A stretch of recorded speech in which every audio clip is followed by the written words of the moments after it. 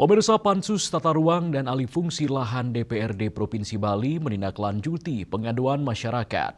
Masyarakat melaporkan dugaan pelanggaran tata ruang di Desa Pancasari, Kecamatan Sukasada, Buleleng.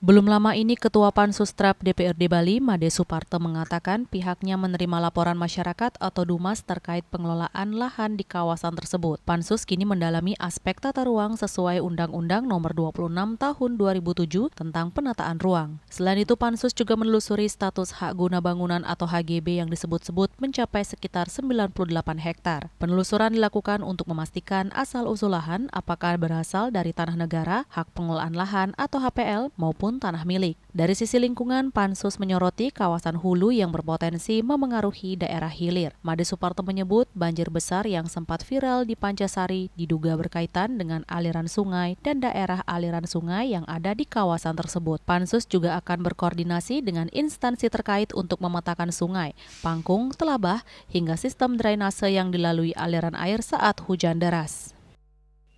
Kita lihat dari aspek lingkungan, Pak, itu kan hulu, Pak. Misalkan gunung, Pak. Ya, ini gunung.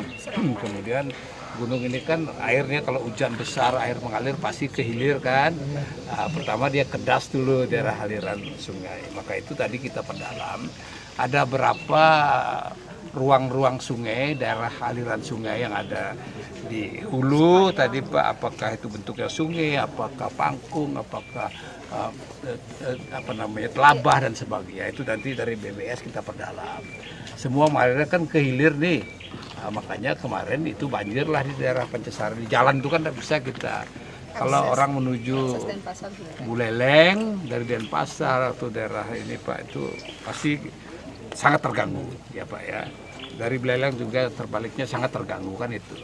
Makanya nanti kita ingin cek, mungkin Bapak juga bisa kasih informasi wilayah-wilayah daerah aliran sungai ini yang melewati banjir itu nanti kita perdalam, Pak. Sungai apa, kali apa, nanti ya kita lihat ada got apa, ya telabah apa, nanti kita perdalam, Pak. Yang jelas pada waktu itu viral banjir besar.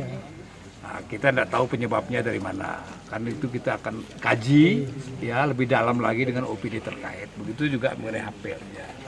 Karena prinsipnya kalau kita berbicara aturan yang tadi saya sampaikan, undang-undang tadi itu, Pak, tidak boleh memberikan alih fungsi lahan kepada orang asing.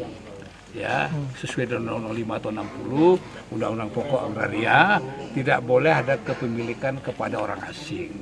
Yang ada hak sewa, ya, atau hak pakai. Karena untuk pembangunan kan boleh pembangunan, tapi dalam batas waktu tertentu kan gitu, Pak. Maka itu kita akan perdalam, Pak, ya. Kita akan perdalam itu nanti tentang HGB dan kemudian HPL dan kemudian hak miliknya.